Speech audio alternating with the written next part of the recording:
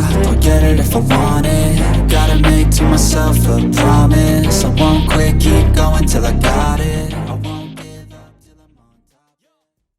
Welcome to the Whisper newspaper channel. The biggest offensive of the Ukrainian army. All Russian troops and military equipment in the attack zone were destroyed. The Russian formation was completely destroyed, the most critical day of the last period. As the Ukrainian forces advanced on Donetsk, they again increased the pressure on Russian soil. Intense clashes broke out in the Kursk and Belgorod regions. In the process, Bakhmut's fate will be determined today. The tension is higher than ever. Here are the highlights of the breaking news from the critical front. The Ukrainian military announced that it had destroyed a Russian formation in the Moscow-controlled Makiivka in the Donetsk region. One of the Russian military formations in Makiivka, which was temporarily under attack as a result of effective fire from the defense forces, is no longer there, the Ukrainian armed forces said on Tuesday evening. It turned out that the Ukrainian HIMARS raid had severely damaged Russian logistics and assets on the Eastern Front. The raid by the Ukrainian forces inflicted significant losses on the Russian side. Ukrainian HIMARS high-moving artillery rocket system is a powerful weapon platform capable of launching precision-guided missiles over long distances. These missiles are known for their accuracy and devastating capabilities, making them an effective tool for targeting enemy logistics and assets.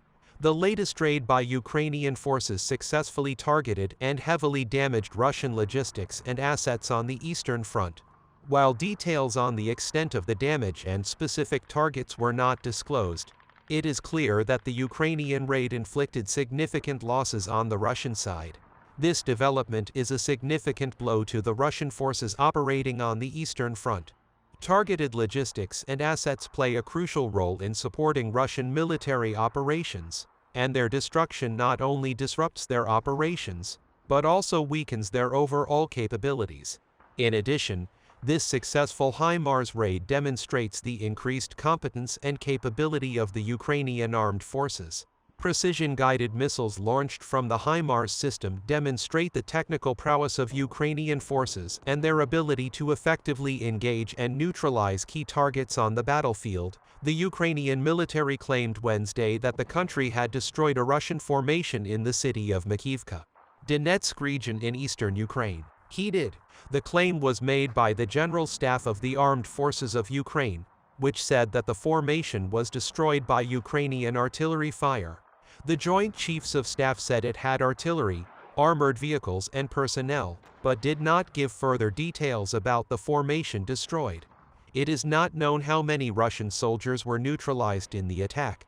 However, many media outlets claimed that there were 500 Russian soldiers in the area. While the Kremlin remained silent, the flames in the area still could not be brought under control. As the advance of the Ukrainian forces in Donetsk gained momentum, the operations again spread to Russian territory. Violent clashes resumed in Russian cities on the Ukrainian border. The governors of the Kursk and Belgorod regions in western Russia claimed that Ukrainian forces opened fire on them in the early hours of the morning, injuring at least one Russian soldier.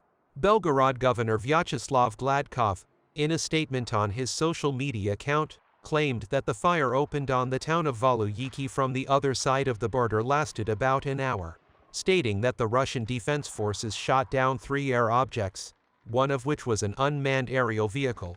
Gladkov said that the Ukrainian forces also opened fire with Grad rocket launchers 12 times, and that the least infrastructure facilities were damaged in these attacks. Ukraine denies its military involvement in attacks on Russian soil and says the attacks were carried out by Russian volunteer fighters. Russia alleges that in recent months there have been constant attacks on the border areas with Ukraine, allegedly carried out by the Ukrainian army or Ukrainian sabotage groups. The Ukrainian army openly launched major operations in the south, east and especially in the Bakhmut region. There have been many reports of Ukrainian forces regaining control of huge areas. Especially the Bakhmut region is very important for Putin and the Kremlin. That's why Kiev wants to seize Bakhmut completely and increase the reaction against Moscow. Putin sees the region as a political symbol. For this reason, The complete loss of the region by the Russians will strengthen the increasing reaction of the Russians against Putin. But Bakhmut is not strategically important. But as I mentioned, Kiev says the region has political significance for Putin. In this process, Ukraine greatly increased the severity of the operation in the region. According to Ukrainian Chief of Staff Andriy Kovalov, the Ukrainian Defense Forces have recently made significant progress on the Bakhmut front, especially around the Klishchivka settlement. This development marks significant progress in Ukraine's ongoing efforts to secure its eastern regions. Kovalov reported that Ukrainian forces successfully repulsed Russian troops from previously Russian-controlled positions both north and south of Bakhmut. The Ukrainian Defense Forces are now securing the ground they have achieved, consolidating their presence and strengthening their strategic footholds in the region. However, Russian soldiers do not give up easily and strongly oppose the advance of Ukraine. They build a solid defense, use up reserves and inflict heavy losses in the process. The ongoing conflict resulted in heavy fighting, reflecting the tense and volatile nature of the situation on the ground. In addition to advances near Klishchivka, the Ukrainian Defense Forces are effectively repelling a Russian offensive on other fronts, including Lyman, Avdiivka and Marinka. This multi-front defense demonstrates Ukraine's determination to resist Russian aggression and preserve its sovereignty. The general report highlights the recent achievements of the Ukrainian Defense Forces on the Bakhmut front and confirms the resilience of the Ukrainian forces in pushing back the Russian troops. On the Bakhmut front, the Ukrainian defenders successfully repelled the Russian attacks in the Bodanivka area in the Donetsk Oblast, despite heavy fire from Russian aviation and artillery. Ukrainian soldiers are also consolidating their positions by continuing offensive operations both in the north and south of the city of Bakhmut. Russian artillery bombardment affected more than 15 settlements in Donetsk Oblast. On the Avdiivka front, the Ukrainian Defense Forces continue to prevent the advance of the Russian troops in the Avdiivka region of the Donetsk Oblast.